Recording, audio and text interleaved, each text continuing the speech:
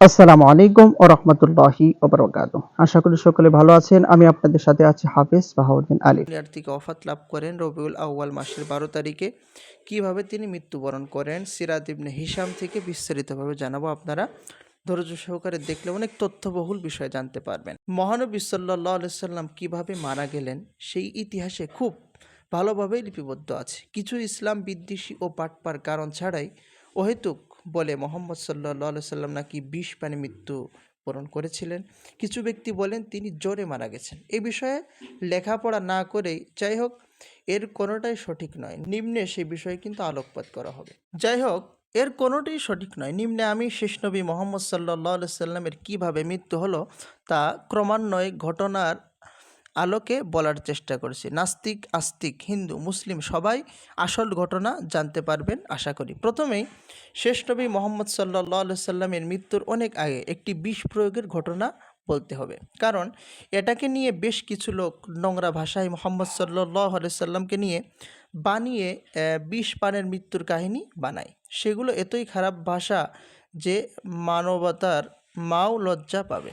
অর্থাৎ বন্ধুরা, নবী সাল্লাল্লাহু আলাইহি সাল্লাম কীভাবে ইন্তেকাল করেন কিছু ভুল কথা কিন্তু সমাজে প্রচলন আছে, সেটি আপনাদের আগে জানাই। খয়বার নামে একটি যুদ্ধ সংগঠিত হয়েছিল। খয়বারের লোকেরা একবার এক মুসলিম ব্যবসায়ীর কাফেলায় হামলা করে বহু মুসলিমকে হত্যা করে এবং মদিনায় আকস্মিক হামলা করে কিছু উট এবং একজন মুসলিম নারীকে অপহরণ করে নিয়ে গেলে খয়বারের সাথে মুসলিমদের সম্পর্কও খারাপ হওয়া শুরু হয় এবং এক পর্যায়ে তা যুদ্ধে গিয়ে পৌঁছায়। এই যুদ্ধে খয়বারের ইহুদি সম্প্রদায়ের পরাজয় ঘটে এবং মুসলিমরা জয় পায়। এই যুদ্ধের পরপরই জয়নব নামের একজন ইহুদি মহিলা মোহাম্মদ সাল্লাল্লাহু আলাইহি সাল্লামকে তার বাড়িতে খাবারে নিমন্ত্রণ দেন। কিছু সাহাবীকেও দাওয়াত দেওয়া হয়। তারা সবাই বাড়িতে গেলে মহিলা শেষ নবী মোহাম্মদ সাল্লাল্লাহু আলাইহি সাল্লামকে খাবার খেতে দেন, যাতে ছাগলের গোশত ছিল প্রধান খাবার। সবাই খাবার যেই খেতে শুরু করেছেন এমন সময় মোহাম্মদ সাল্লাল্লাহু আলাইহি সাল্লাম চিৎকার করে সবাইকে এই খাবার খেতে মানা করেন। সেই নারী খাবারে বিষ মিশিয়েছিল। ফেরেশতা জিবরাইল আলাইহিস সালাম এঞ্জেল এই কথা মোহাম্মদ সাল্লাল্লাহু আলাইহি সাল্লামকে জানিয়ে সতর্ক করে দেন। কিন্তু ইতিমধ্যে একজন সাহাবী এক টুকরা খেয়ে ফেলেন এবং তিনি মারা যান। মোহাম্মদ সাল্লাল্লাহু আলাইহি সাল্লামের কারণ জয়নবকে জিজ্ঞাসা করলে ওই মহিলা বলেন যে তার স্বামী খয়বার যুদ্ধে মারা গেছে, তাই তিনি মোহাম্মদ সাল্লাল্লাহু আলাইহি সাল্লামকে হত্যা করতে এ কাজ করেছেন। আবু মোহাম্মদ সাল্লাল্লাহু আলাইহি সাল্লাম যদি সত্যিই আল্লাহর নবী হন তাহলে তিনি বিষটি খেয়ে মারা যাবেন না। এটা মোহাম্মদ সাল্লাল্লাহু আলাইহি সাল্লাম আসল নবী কিনা সেটা পরীক্ষা করতে এ কাজ তিনি করেছেন। সব শুনে মোহাম্মদ সাল্লাল্লাহু আলাইহি সাল্লাম বলেন, জয়নব তোমার আশা পূরণ হবে না। আল্লাহর অনুগ্রহ থাকলে আমি এই বিষযুক্ত খাবার খেয়েও বেঁচে থাকতে পারি। এই বলে মোহাম্মদ সাল্লাল্লাহু আলাইহি সাল্লাম বিষযুক্ত গোশত খেয়ে ফেললেন সবার সামনে।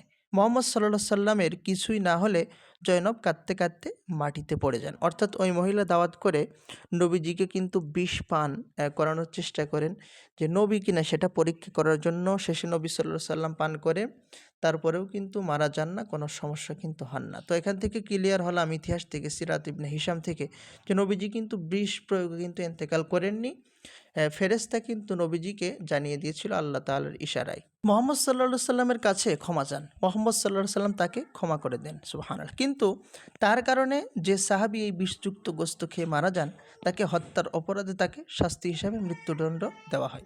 বিষ পানের ঘটনার বছরখানেক পরে মুহাম্মদ সাল্লাল্লাহু আলাইহি সাল্লাম মক্কায় ইসলাম প্রতিষ্ঠা করে ফেলেছেন এবং তিনি হজও করে ফেলেছেন। একদিন সিরিয়ার বিদ্রোহী দমনের জন্য হযরত উসমান রাদিয়াল্লাহু তাআলা আনহুকে দায়িত্ব দিয়ে তিনি ঘুরে ফিরে আসেন, কারণ শেষ নবী মুহাম্মদ সাল্লাল্লাহু আলাইহি সাল্লামের প্রচণ্ড মাথা ব্যথা করছিল। ঘটনার পরিক্রমা শুরু। যখন তিনি ঘরে প্রবেশ করলেন তিনি দেখলেন তার স্ত্রী আয়েশা রাদিয়াল্লাহু তাআলা আনহা ও মাথা ব্যথায় কাতরাচ্ছেন। আয়েশা রাদিয়াল্লাহু তাআলা আনহা ব্যথায় বলছিলেন, মাথা গেল মাথা গেল। এই সময়ে মুহাম্মদ সাল্লাল্লাহু আলাইহি সাল্লাম বললেন, আয়েশা মাথা কার গেল, তোমার না আমার? এই কথা বলে আয়েশা রাদিয়াল্লাহু তাআলা আনহাকে নিজের মাথা ব্যথার কথা জানালেন। এ সময় মুহাম্মদ সাল্লাল্লাহু আলাইহি সাল্লাম মশকরার স্বরে বললেন, তোমার মাথা গেলেই বা ক্ষতি কী? আয়েশা, আমার আগে যদি তোমার মৃত্যু হয় তবে কি তুমি? হযরত আয়েশা রাদিয়াল্লাহু তাআলা আনহা প্রতি উত্তরে হাসি মুখে বললেন, হ্যাঁ, আপনি তো তাই চান। আমি মারা গেলে নতুন বিবি এনে আমারই ঘরে আপনি নতুন সংসার পাতবেন, এই বুঝি আপনার ইচ্ছা? এই কথায় দুইজনই হেসে উঠলেন। আয়েশা রাদিয়াল্লাহু তাআলা আনহা মাথা ব্যথা ঠিক হলেও মুহাম্মদ সাল্লাল্লাহু আলাইহি সাল্লামের অবস্থা অবনতি হতেই থাকে। শেষ নবী মুহাম্মদ সাল্লাল্লাহু আলাইহি সাল্লাম শেষে আয়েশা রাদিয়াল্লাহু তাআলা আনহুর ঘরেই অবস্থান করতে থাকেন। এ সময় তার শরীর জ্বর আসে।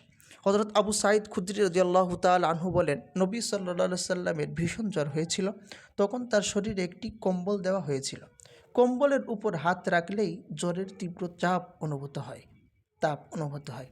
এক সাহাবী কম্বলের উপর হাত রেখে বললেন, ওহ কি ভীষণ তাপ! শেষ নবী মুহাম্মদ সাল্লাল্লাহু আলাইহি সাল্লাম এই কথা শুনে বললেন, পয়গম্বরের বিপদও হয় কঠিন, সওয়াবও পেয়ে থাকেন সর্বাপেক্ষা অধিক। ঘটনাক্রম 2। মুহাম্মদ সাল্লাল্লাহু আলাইহি সাল্লামের অসুস্থতার কথা শুনে তার কন্যা হযরত ফাতেমা রাদিয়াল্লাহু তাআলা আনহা ছুটে আসলেন। শেষ নবী সাল্লাল্লাহু আলাইহি সাল্লাম তাকে ডেকে কানে কানে কিছু বললেন। ফাতেমা রাদিয়াল্লাহু তাআলা আনহু ঢুকরে কাঁদতে শুরু করেন। তার কান্না দেখে মুহাম্মদ সাল্লাল্লাহু আলাইহি সাল্লাম তাকে পুনরায় কানের কাছে কিছু বললে তিনি হেসে ওঠেন। উপস্থিত কেউ এই হাসি কান্নার কারণ তখন বুঝতে পারলেন না। শেষ নবী মুহাম্মদ সাল্লাল্লাহু আলাইহি সাল্লাম মৃত্যুর পর হযরত ফাতিমা রাদিয়াল্লাহু তাআলা আনহা এর কারণ বললেন যে, প্রথমে মুহাম্মদ সাল্লাল্লাহু আলাইহি সাল্লাম তাকে বললেন যে তিনি মারা যাবেন। একথা শুনে তিনি কেঁদে ফেললেন। দ্বিতীয়বার মুহাম্মদ সাল্লাল্লাহু আলাইহি সাল্লাম বললেন, ফাতেমা কেঁদো না, আমার মৃত্যুর পর আমার পরিবারবর্গের মধ্যে সর্বপ্রথম তোমার সাথেই আমার দেখা হবে বা তুমি ইন্তেকাল করবে। একথা শুনে আমি হেসে ফেললাম। শেষ নবী মুহাম্মদ সাল্লাল্লাহু আলাইহি সাল্লামের মৃত্যুর 6 মাস পর হযরত ফাতেমা রাদিয়াল্লাহু তাআলা আনহা মারা যান। ঘটনাক্রম 2। দ্বিতীয় দিন মুহাম্মদ সাল্লাল্লাহু আলাইহি সাল্লাম জ্বরের সাথে প্রচণ্ড পেট ব্যথা শুরু হয়। অসহ্য যন্ত্রণার অনুভূত হয়। এই সময় মুহাম্মদ সাল্লাল্লাহু আলাইহি সাল্লাম তার কষ্টের কথা উল্লেখ করে বলেন যে, খয়বারের যে বিষযুক্ত খাবার খেয়েছিলাম, আমি এখন সেই যন্ত্রণা অনুভব করছি। এই কথা বলে তিনি মাথায় পানি ঢালতে বলেন। ঘটনাক্রম 4। এত অসুস্থতা সত্ত্বেও শেষ নবী মুহাম্মদ সাল্লাল্লাহু আলাইহি সাল্লাম প্রতিটি ওয়াক্ত নামাজ পড়তে যেতেন এবং নিজেই ইমামতি করতেন। নামাজে সবাই কাঁধে কাঁধ মিলিয়ে দাঁড়ায়, সেই জামাতে যিনি প্রতিনিধিত্ব করতেন। একবার নামাজে খুতবার ভাষণ দেওয়ার সময় শেষ নবী সাল্লাল্লাহু আলাইহি সাল্লাম বলেন, আল্লাহ তার এক বান্দাকে দুনিয়ার সব সুখ সম্পদ দান করতে চাইলেন, কিন্তু সে তা ত্যাগ করে আল্লাহকে গ্রহণ করল। জামায়াতের সকল নামাজীদের মধ্যে এই কথা শুনে কেবল আবু বকর রাদিয়াল্লাহু তাআলা আনহু কেঁদে উঠলেন। জামায়াতের এক বৃদ্ধ বলল, শেষ নবী মুহাম্মদ সাল্লাল্লাহু আলাইহি সাল্লাম তো একজন ব্যক্তির কথা বলেছেন, তাতে কাঁদবার কি আছে? ঘটনাক্রম 5। শেষ নবী মুহাম্মদ সাল্লাল্লাহু আলাইহি সাল্লামের শক্তি ধীরে ধীরে কমে যাচ্ছে। শেষ নবী মুহাম্মদ সাল্লাল্লাহু আলাইহি সাল্লাম তার কিছু প্রয়োজনীয় উপদেশ শোনাতে চাইলেন। শরীর খারাপ থাকায় তিনি আয়েশা রাদিয়াল্লাহু তাআলা আনহা এর থেকেই মুহাম্মদ সাল্লাল্লাহু আলাইহি সাল্লাম বক্তব্য দিলেন, অর্থাৎ আয়েশা রাদিয়াল্লাহু তাআলা আনহার ঘর থেকেই কিন্তু বক্তৃতা দিলেন। তিনি বললেন, হে আমার উম্মত অনুসারী, তোমাদের প্রতি শান্তি বর্ষিত হোক। আল্লাহ তোমাদের উপর প্রসন্ন হন। তারই শক্তি বলে তোমরা জীবন ও কর্ম সাফল্যমণ্ডিত হোক। নিরবিচ্ছিন্ন কল্যাণের দ্বারা তোমরা নিরাপদ হয়ে থাকো। আজ থেকে রোজ কিয়ামত পর্যন্ত যত মুসলমান আসবে, তোমাদের মধ্যে তাদের সকলের প্রতি আমি আমার সালাম ও দোয়া পৌঁছে দিলাম। এরপর আরও একদিন বিছানায় শোয়া অবস্থায় তিনি বললেন, সাবধান, তোমরা যেন আমার কবরকে পূজা করো না। পৃথিবীর বহু জাতি প্রজাতি এই পাপে ধ্বংস হয়ে গেছে। ঘটনা 6। এই অবস্থা নিয়েই সফর মাস শেষ হয়ে গেল। রবিউল আউয়াল মাস এসে গেল। শরীর ধীরে ধীরে দুর্বল হতে হতে কণ্ঠের স্বরের আওয়াজ কমে গেল। 11ই রবিউল আউয়াল রবিবার হযরত বিলাল রাদিয়াল্লাহু তাআলা আনহু ইশার নামাজের জন্য আজান দিলেন। মুহাম্মদ সাল্লাল্লাহু আলাইহি সাল্লাম নামাজের জন্য ওযু করতে চাইলেন। ওযু করে দাঁড়ানোর চেষ্টা করলে 3 বার চেষ্টা করেও পারলেন না। তৃতীয়বার মাথা ঘুরে পড়ে গেলেন, ফলে নামাজে যোগ দিতে পারলেন না। শেষে আবু বকর রাদিয়াল্লাহু তাআলা আনহুকে নামাজের ইমামতি জামায়াতে প্রতিনিধিত্বকারী আদেশ দিলেন এবং পরে মুহাম্মদ সাল্লাল্লাহু আলাইহি সাল্লাম নিজে 2 জন আত্মীয়ের কাঁধে ভর দিয়ে মসজিদে উপস্থিত হন এবং আবু বকর রাদিয়াল্লাহু তাআলা আনহু তাকে দেখে ইমামতি স্থান থেকে সরে দাঁড়ান। চাইলে তিনি হাত দিয়ে নিষেধ করেন এবং আবু বকর রাদিয়াল্লাহু তাআলা আনহু এর পাশে বসেই তিনি নামাজ আদায় করেন। নামাজ শেষে শেষ নবী মুহাম্মদ সাল্লাল্লাহু আলাইহি সাল্লাম সবাইকে উদ্দেশ্য করে বলেন, হে আমার উম্মতেরা, আমি তোমাদেরকে আল্লাহর হাতে সমর্পণ করে যাচ্ছি। তোমরা নিষ্ঠার সাথে তার আদেশ নিষেধ পালন করবে, তাহলেই তিনি তোমাদের রক্ষা করবেন। বিদায়। তিনি আর নামাজ পড়তে আসতে পারেননি। ঘটনাক্রম 7। সেই রাত্রেই মুহাম্মদ সাল্লাল্লাহু আলাইহি সাল্লামের খুব কষ্টে কাটল। ঠিক এই সময় তার মনে পড়ল যে তিনি আয়েশা রাদিয়াল্লাহু তাআলা আনহা এর কাছে 7টি স্বর্ণ মুদ্রা রেখেছিলেন। তিনি সেগুলো আয়েশাকে দান করে দেবার হুকুম করলেন। এই কথা বলেই মুহাম্মদ সাল্লাল্লাহু আলাইহি ওয়াসাল্লাম অজ্ঞান হয়ে যান। তিনি অজ্ঞান হয়ে গেলে সবাই তাকে নিয়ে ব্যতিব্যস্ত হয়ে পড়েন। কারো তার নির্দেশের কথা মনে থাকে না। মুহাম্মদ সাল্লাল্লাহু আলাইহি ওয়াসাল্লাম তিনি তার 7টি স্বর্ণের কথা মনে করেন এবং সেগুলো হাতে নিয়ে সবাইকে বলেন, এগুলো নিজের কাছে রেখে যদি মুহাম্মদ সাল্লাল্লাহু আলাইহি ওয়াসাল্লাম নিজ প্রভুর সাথে দেখা করে তবে তার প্রতি প্রভুর আস্থা থাকতে পারে, তিনি সেগুলো দান করেন। ঘটনাক্রম 8।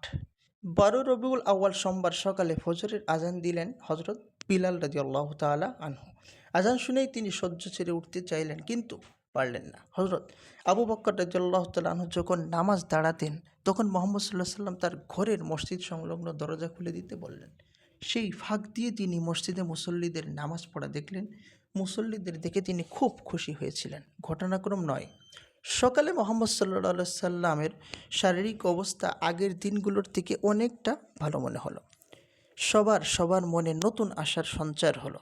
মুহাম্মদ সাল্লাল্লাহু আলাইহি সাল্লাম ভালো আছেন ভেবে সাহাবীগণ হযরত উমর রাদিয়াল্লাহু তাআলা আনহু, হযরত উসমান রাদিয়াল্লাহু তাআলা আনহু, হযরত আলী রাদিয়াল্লাহু তাআলা আনহু নিজ নিজ কাজে তাগিদে বিভিন্ন স্থানে চলে যান। আবু বকর রাদিয়াল্লাহু তাআলা আনহু স্ত্রীকে আনতে সুনহ নামক গ্রামে চলে যান। এদিকে মুহাম্মদ সাল্লাল্লাহু আলাইহি সাল্লাম যে বাহিনীকে সিরিয়ায় প্রেরণ করেছিলেন মনে আছে? সে উসমান রাদিয়াল্লাহু তাআলা আনহু মুহাম্মদ সাল্লাল্লাহু আলাইহি সাল্লামের অসুস্থতার কথা শুনে সিরিয়ার যাত্রা স্থগিত করে দেন এবং তিনি মুহাম্মদ সাল্লাল্লাহু আলাইহি সাল্লামের সাথে দেখা করতে মদিনায় চলে আসেন এবং মুহাম্মদ সাল্লাল্লাহু আলাইহি সাল্লাম তাকে দোয়া করেন এবং সিরিয়াতে যাবার নির্দেশ দেন। ঘটনাক্রম 10। হযরত আয়েশা রাদিয়াল্লাহু তাআলা আনহা তার ঘরে মুহাম্মদ সাল্লাল্লাহু আলাইহি সাল্লাম ছিলেন এবং যিনি সারাক্ষণ তার সেবা করছিলেন।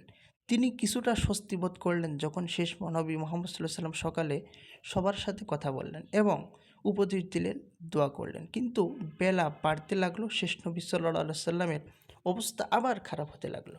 খবর পেয়ে হযরত ওমর রাদিয়াল্লাহু তাআলা আনহু সহ সবাই ছুটে আসলেন। মুহাম্মদ সাল্লাল্লাহু আলাইহি সাল্লাম হযরত ওমর রাদিয়াল্লাহু তাআলা আনহুকে দেখে কালি কলম আনতে বলেন কিছু উপদেশ লিখে দেওয়ার জন্য। তখন ওমর রাদিয়াল্লাহু তাআলা আনহু বলেন, ইয়া রাসূলুল্লাহ, লিখিত উপদেশের কি প্রয়োজন? আমাদের জন্য আল্লাহর কুরআন এবং আপনার আদেশই তো যথেষ্ট। এই কথার পর শেষ নবী মুহাম্মদ সাল্লাল্লাহু আলাইহি সাল্লাম দ্বিতীয়বার তাকে এই আদেশ করলেন না। শেষ ঘটনা, হযরত আয়েশার ভাই হযরত আব্দুর রহমান রাদিয়াল্লাহু তাআলা আনহু একটি মিসওয়াক, একটি ঔষধি বৃক্ষের ডাল যা দ্বারা দাঁত মাজা হয়, নিয়ে ঘরে প্রবেশ করেন। মুহাম্মদ সাল্লাল্লাহু আলাইহি সাল্লাম তার মিসওয়াকের দিকে তাকিয়ে রইলেন। আয়েশা রাদিয়াল্লাহু তাআলা আনহা বুঝতে পেরে মুহাম্মদ সাল্লাল্লাহু আলাইহি সাল্লামকে জিজ্ঞাসা করলেন, আপনি কি মিসওয়াক নেবেন? আয়েশা রাদিয়াল্লাহু তাআলা আনহা বুঝতে পেরে মুহাম্মদ সাল্লাল্লাহু আলাইহি সাল্লামকে জিজ্ঞাসা করলেন, আপনি কি মিসওয়াক নেবেন? মুহাম্মদ সাল্লাল্লাহু আলাইহি সাল্লাম সব সময় দাঁত পরিষ্কার রাখতেন। মিসওয়াক দিয়ে তিনি বলেন, যদি আমার উম্মতের কষ্ট না হতো তবে আমি প্রতি ওয়াক্ত নামাজের সময় মিসওয়াক করার নির্দেশ করতাম। মুহাম্মদ সাল্লাল্লাহু আলাইহি সাল্লাম হ্যাঁ ইঙ্গিত দিলে আয়েশা রাদিয়াল্লাহু তাআলা আনহা তার ভাইয়ের হাতের মিসওয়াকটি মুহাম্মদের হাতে দিলেন। তিনি সেটা দাঁত দিয়ে কামড়ে নরম করতে পারলেন না। ডালের ডগা নরম করে নিতে হয়, তাতে দাঁত ঘষা যায় ভালো করে। আয়েশা রাদিয়াল্লাহু তাআলা আনহা তখন মুহাম্মদ সাল্লাল্লাহু আলাইহি সাল্লামকে বলেন, আমি চিবিয়ে নরম করে দেই। মুহাম্মদ সাল্লাল্লাহু আলাইহি সাল্লাম সম্মতি জানালেন। আয়েশা রাদিয়াল্লাহু তাআলা আনহা সেটা চিবিয়ে নরম করে দেন এবং মুহাম্মদ সাল্লাল্লাহু আলাইহি সাল্লাম ধীরে ধীরে দাঁত পরিষ্কার করেন। এরপর কিছুক্ষণ পরপরই শেষ নবী সাল্লাল্লাহু আলাইহি সাল্লাম অস্থিরতা বৃদ্ধি পেল। আয়েশা রাদিয়াল্লাহু তাআলা আনহা তার হাতে পানি ভিজিয়ে সেই হাত দিয়ে শেষ নবী মুহাম্মদ সাল্লাল্লাহু আলাইহি সাল্লামের মুখমণ্ডল মালিশ করেন এবং আলতোভাবে তার হাতে দিয়ে মুহাম্মদের হাত বুলাতে থাকেন। তখন মুহাম্মদ সাল্লাল্লাহু আলাইহি সাল্লাম আয়েশা রাদিয়াল্লাহু তাআলা আনহুকে তার হাত সরিয়ে দিতে বলেন। তিনি হাত সরিয়ে দেন। এরপর শেষ নবী বললেন, হে আল্লাহ, আপনি যাদেরকে পুরস্কৃত করেছেন তাদের তথা নবী, সিদ্দিক, শহীদ, সৎ ব্যক্তিদের সাথে আমাকেও শামিল করে নিন। হে আল্লাহ, আমাকে ক্ষমা করুন, রহম করুন এবং সুমহান বন্ধুর সাথে মিলিয়ে দিন। শেষোক্ত বাক্যটি তিনি 3 বার বললেন। শেষ নবী মুহাম্মদ সাল্লাল্লাহু আলাইহি সাল্লামের কবরের সামনের দৃশ্যমান দেওয়াল। সালাম সালাম নবী সালাম সালাম, মুবারক কদমেতে অশেষ সালাম।